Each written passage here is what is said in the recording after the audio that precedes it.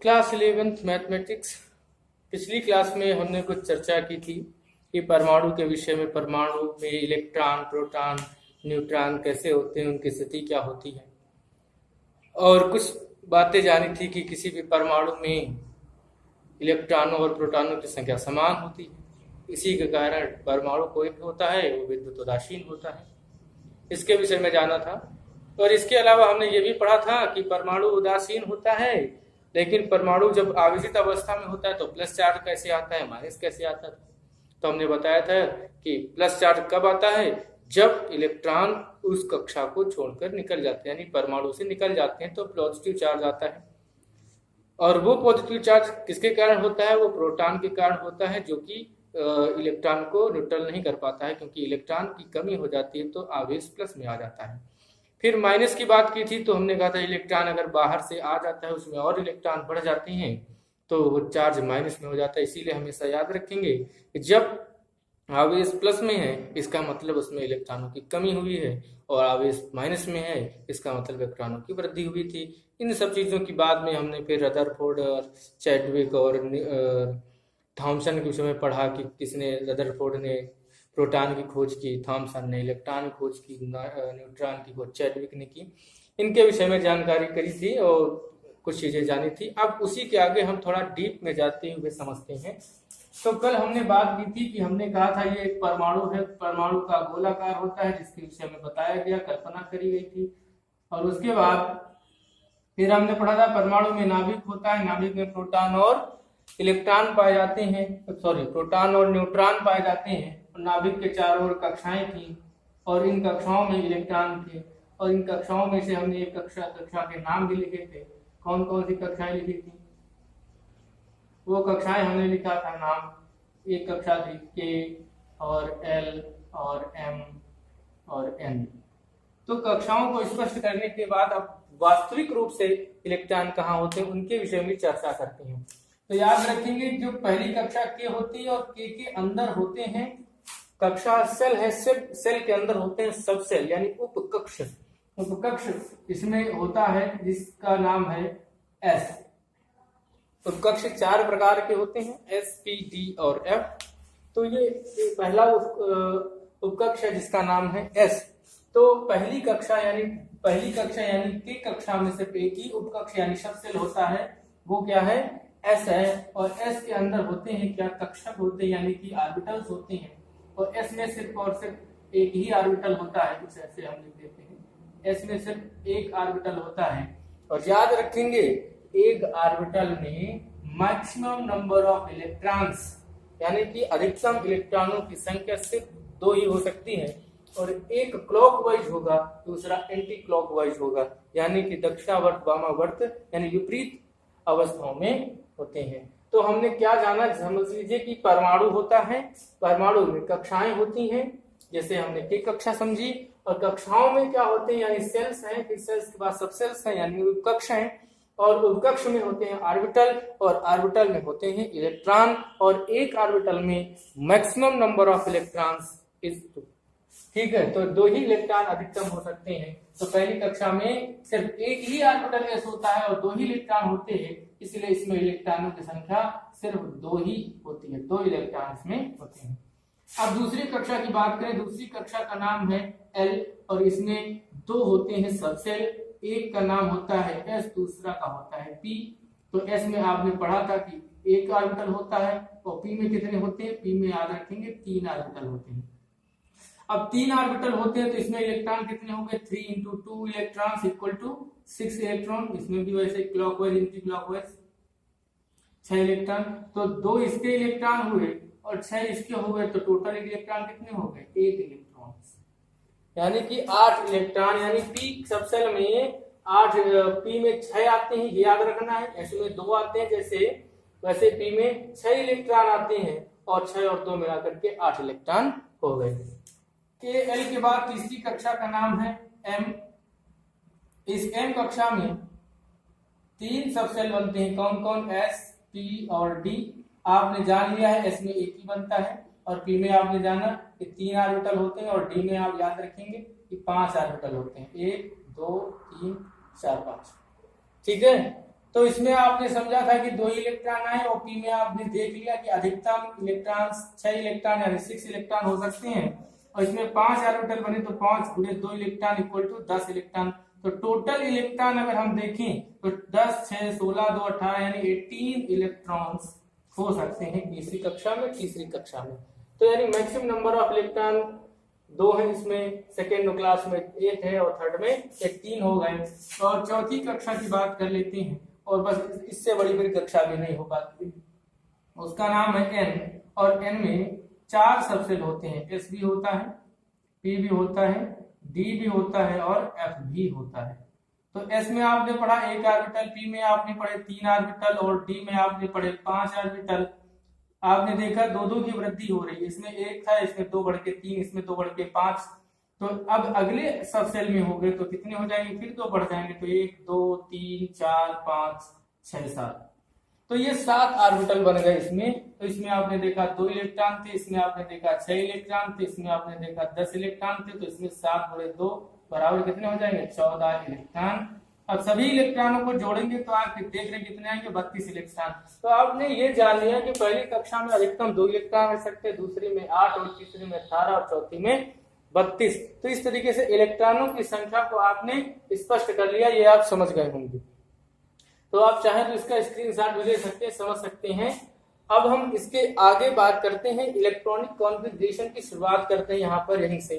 तो आपको यहाँ पर याद क्या रखना है, एस में 2, पी में अधिकतम 6 इलेक्ट्रॉन, डी में अधिकतम 10 इलेक्ट्रॉन और एफ में अधिकतम 14 इलेक्ट्रॉन। यानी इससे ज्यादा इलेक्ट्रॉन नहीं हो सकते, इससे कम इलेक्ट्रॉन रह सकते हैं, ऑर्बिटल खाली रह सकता है, लेकिन इससे ज्यादा किसी भी कंडीशन में इलेक्ट्रॉन नहीं होंगे।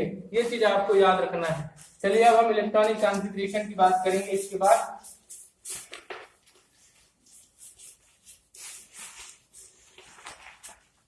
अब देखिए यहां पर इलेक्ट्रॉनिक विन्यास यानी इलेक्ट्रॉनिक कॉन्फ़िगरेशन।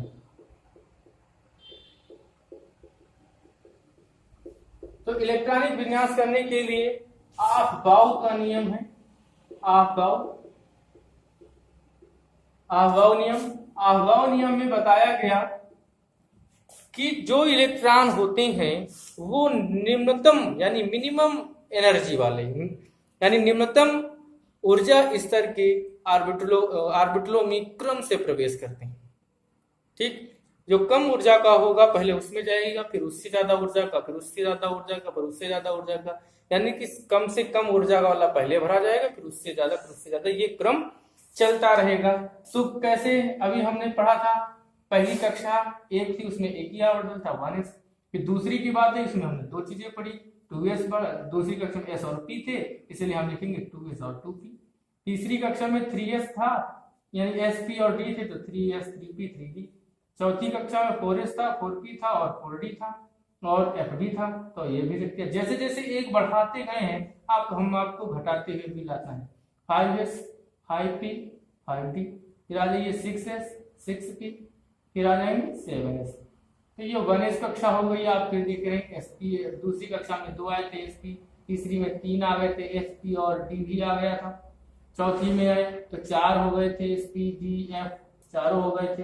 ठीक, 4 के बाद हमने पढ़ा नहीं था उसमें, तो हमने यहाँ पर क्या करेंगे, किसी भी कक्षा में मैक्सिमम 4 ही ऑर्बिटल हो सकते हैं, 4 ही कक्षा सबसेल हो सकते हैं, sp d और f, इससे ज्यादा नहीं। ठीक है, तो इस चीज को आपको समझ के रखना है। तो 4 ही हो सके, तो चारों को हमने लिख लिया है। ठीक है, तो ये चारों को हमने लिख लिया है। अब देखिए ऐसे इंटर करने का जो नियम है वो ऊपर से नीचे की ओर होगा, यानी ये इधर आया और इधर चला गया, फिर दूसरा आया इसे चला गया, दूसरे में फिर आए, फिर आए, फिर इस तरीके से इलेक्ट्रॉन इंटर करेंगे। ये आपको याद रखना है। इलेक्ट्रॉन इंटर करने का जो क्रम है वो पीछे से ऊपर से नीचे की ओर, यानी यहाँ ऊपर से आएंगे इलेक्ट्रॉन और यहाँ से फिर वापस जाना है, फिर यहाँ जाना है, फिर वापस जाना है, फिर यहाँ जाना है, यहाँ से रिटर्न होते जाएंगे।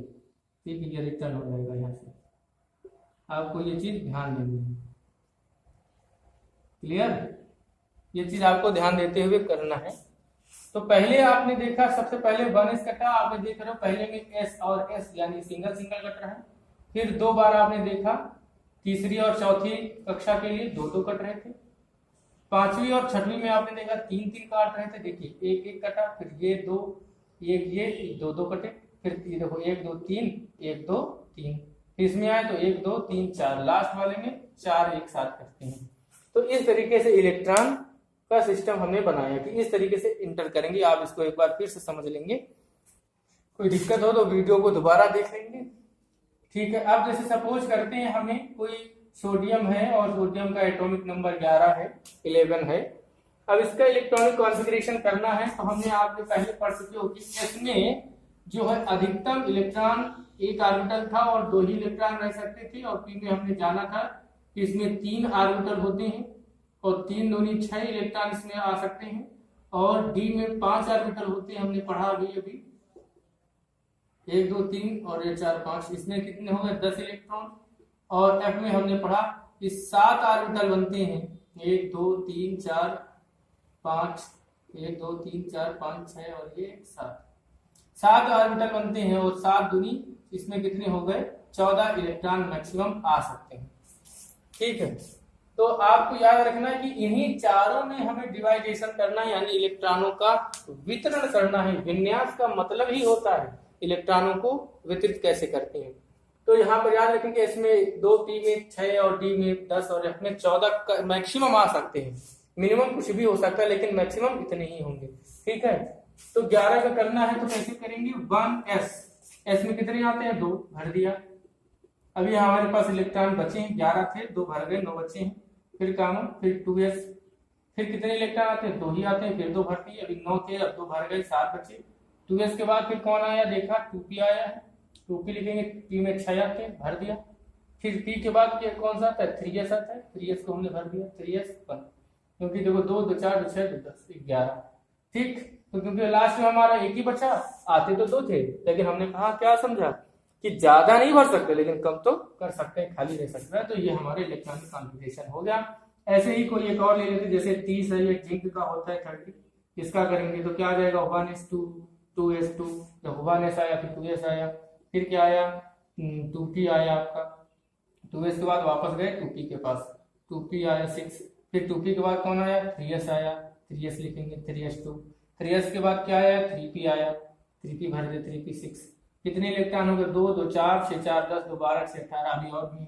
3p के बाद कौन आ रहा है, 3p के बाद देखा हमने 4s आया तो हमने 4s को लिखा, 4s कितना है s है तो 2 ही आएगा। 4s के बाद फिर वापस गए कौन आया 3d आया, 3d भरा, कितने हो गए 18 2 20 10 30, ये हो गया। लेकिन अब आपने देखा कि 4s पहले आ गया 3d बाद में है तो आगे पीछे हो गया। तो आप वरीयता के क्रम में याद रखें, हम ये बताएंगे ऐसा होता क्यों है कि 4s को पहले, जबकि कक्षा तीसरी ही है लेकिन 4s को पहले लिख लेते हैं और 3d को बाद में। इसका रीजन होता है n+l नियम, जिससे हम किसी भी ऑर्बिटल की ऊर्जा को ज्ञात कर लेते हैं। तो वो रूल हम बताएंगे, लेकिन अभी फिलहाल आप इतना याद रखें कि 3p 6 और 4s2 और 3d 10 हो जाता है, तो ये आगे पीछे हो जाता है। इसको हम लिखने के लिए क्रम में हमेशा लिखते हैं, तो याद रखें कि 1s2 2s2 2p 6 3s2 और 3p 6, तो 3d को आप लिख लेंगे, लेकिन पहले इलेक्ट्रॉन किसमें भरेंगे 4s में, 4s के भरने के बाद तब जितने बचते हैं इसमें भरेंगे, जैसे 30 था तो इसमें हमने भर दिया। तो इस तरीके से आप उसको थोड़ा सा समझेंगे, दोबारा देखेंगे और करने की कोशिश करेंगे। Thanks for watching. अब फिर मिलते हैं अगले वीडियो में, तो सभी लोग देखें और एक दूसरे को शेयर भी करें। ओके।